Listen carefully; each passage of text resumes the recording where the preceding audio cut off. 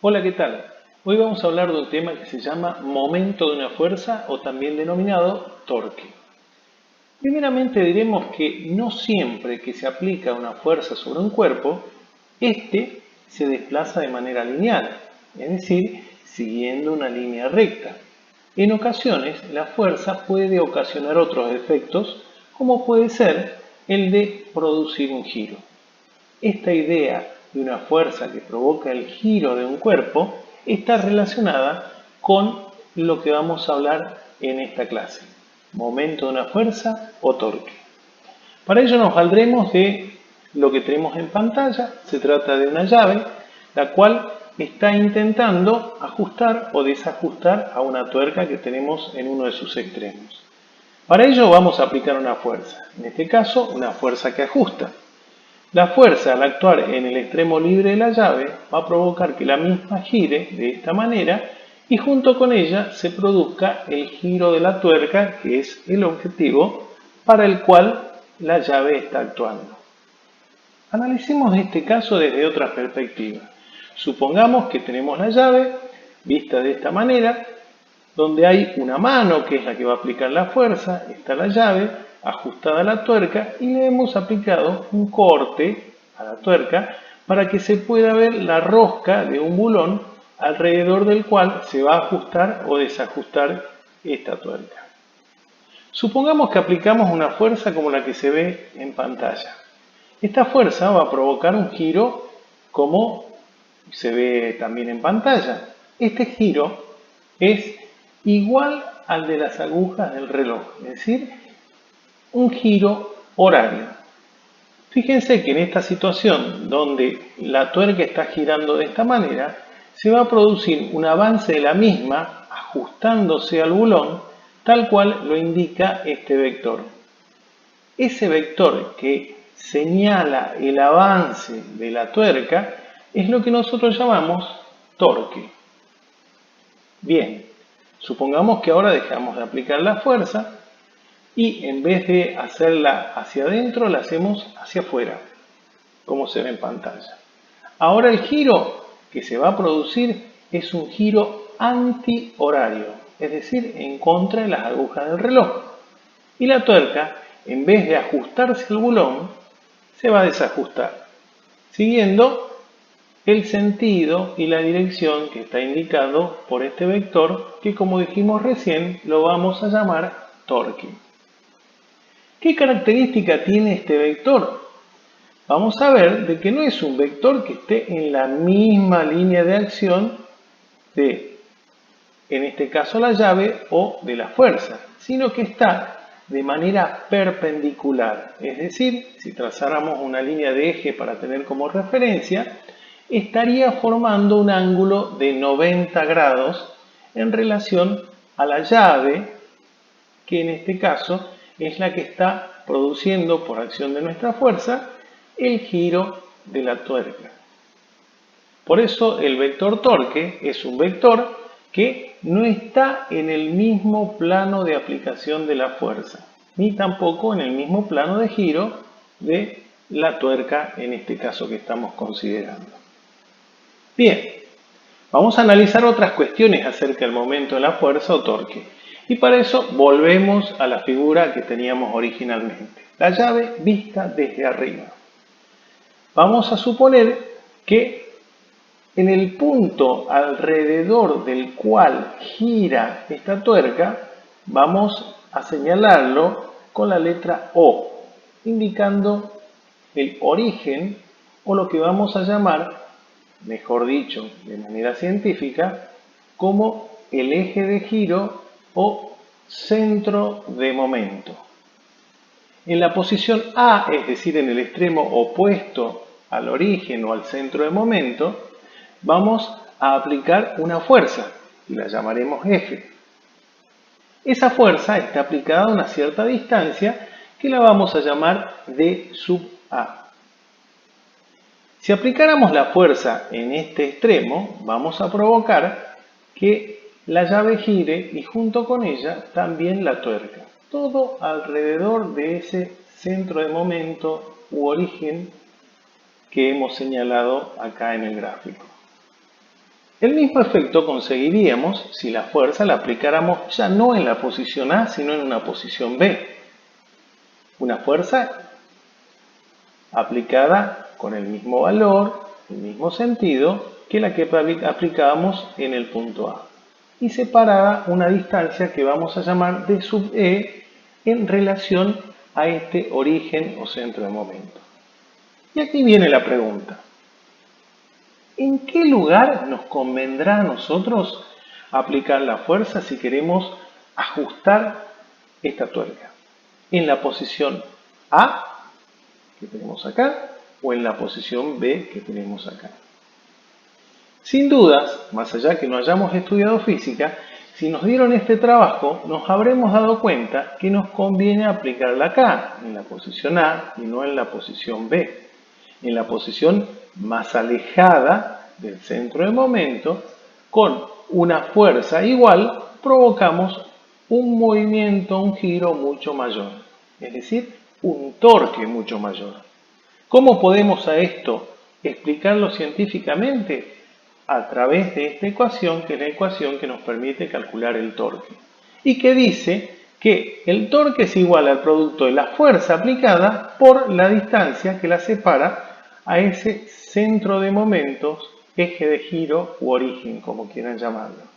Si observamos, en la posición A, d sub A es mucho mayor que en la posición B, d sub B. Como las fuerzas dijimos que eran iguales, a igualdad de fuerza, cuanto mayor sea la distancia a la que nos encontremos, mayor va a ser el torque que produzcamos. Otra cuestión a tener en cuenta cuando hablamos de torque, y tiene que ver con su signo. Primeramente vamos a decir que, como habíamos visto con el caso de la llave, cuando aplicamos una fuerza sobre un cuerpo que quiere hacer o producir un giro alrededor de un punto que vamos a llamar origen o centro de momentos, y esa fuerza la aplicamos a una cierta distancia, vamos a provocar un torque. A la distancia que separa la fuerza del centro de momento u origen, lo llamamos brazo de palanca. Por lo tanto, si aplicáramos una fuerza, como se observa acá en la pantalla, de esta manera, vamos a provocar que el brazo de palanca gire de esta forma, en un sentido, como hemos mencionado anteriormente, antihorario. Cuando una fuerza provoca que el brazo de palanca como habíamos señalado, gire de tal manera que lo haga al revés, contrario a las agujas del reloj, en ese caso, en todos esos casos, diremos que el torque que se produce es de signo positivo. Si por el contrario tuviéramos que la fuerza provoca que el brazo de palanca gire de esta manera, es decir, siguiendo el sentido de giro de las agujas del reloj, en este caso el torque será de signo negativo. Algo que no es casual. Fíjense que nosotros dijimos hace rato que el torque es un vector que se produce justo sobre el punto, el lugar alrededor del cual está girando el cuerpo, en este caso el brazo de palanca, que está girando. En esta situación donde el torque es positivo, nosotros sabemos que ese vector va a venir hacia nosotros, porque lo estamos mirando desde arriba a todo este proceso.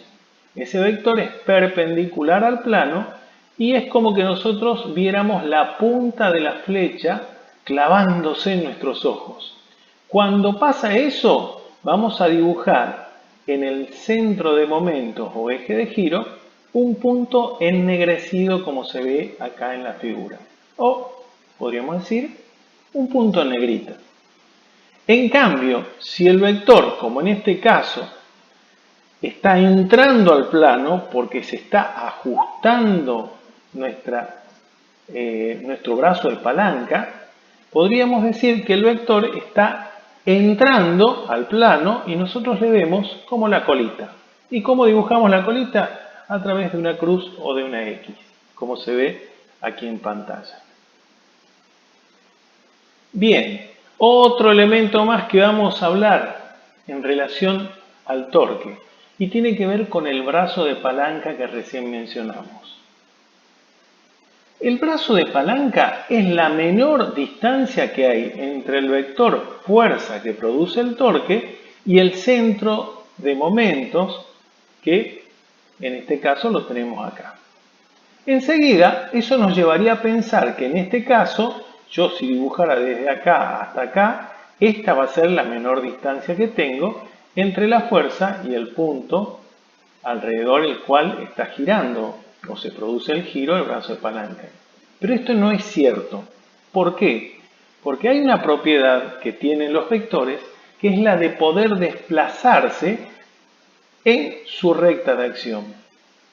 Por lo tanto, si a este vector lo pudiéramos desplazar a través de su recta de acción, que aquí la hemos prolongado con líneas de punto, podremos ver que la menor distancia que hay entre el vector y el centro de momentos es esta que tenemos acá y no esta que tenemos ahí.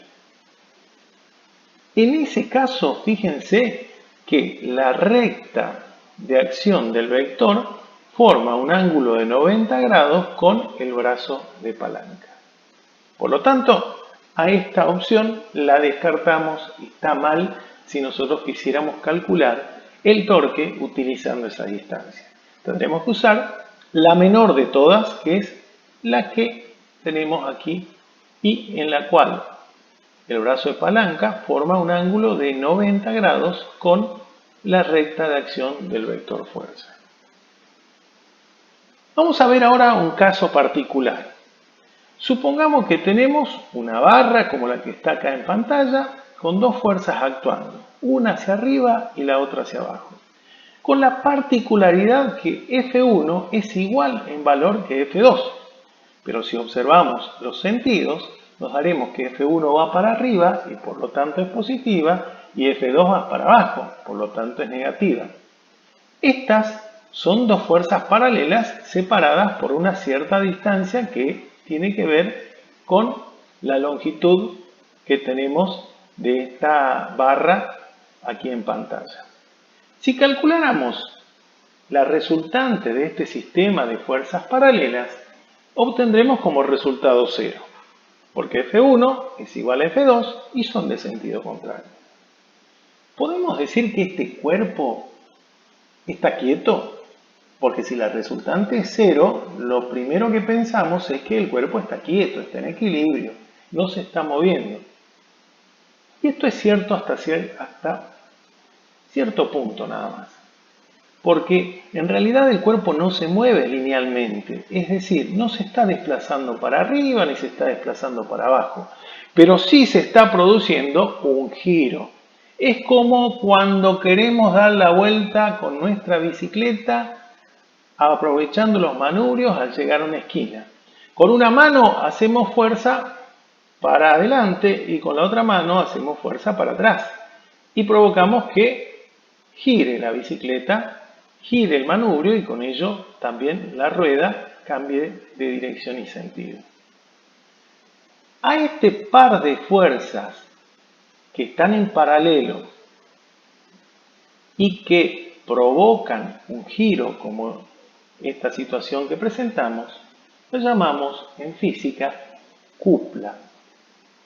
Podemos decir que la cupla son un par de fuerzas paralelas que actúan sobre un mismo cuerpo y provocan un torque. Un torque que se puede calcular, si conocemos la distancia que separa ambas fuerzas, como el producto de una de estas dos fuerzas, cualquiera porque tienen el mismo valor, por la distancia que las separa ambas.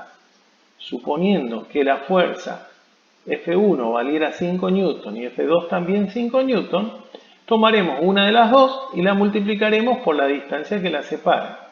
Si la distancia es de 50 centímetros o 0,5 metros, el resultado del torque me dará 2,5 newton por metros. Y fíjense que aquí le colocamos el signo negativo. ¿Por qué? Porque el torque que produjo esta cupla es de sentido horario, es decir, es un torque negativo. Entonces, sepan que el signo del torque dependerá de cómo hace este par de fuerzas girar al cuerpo sobre el cual actúa. Bien, espero que les haya servido y que lo puedan aprovechar. Muchas gracias.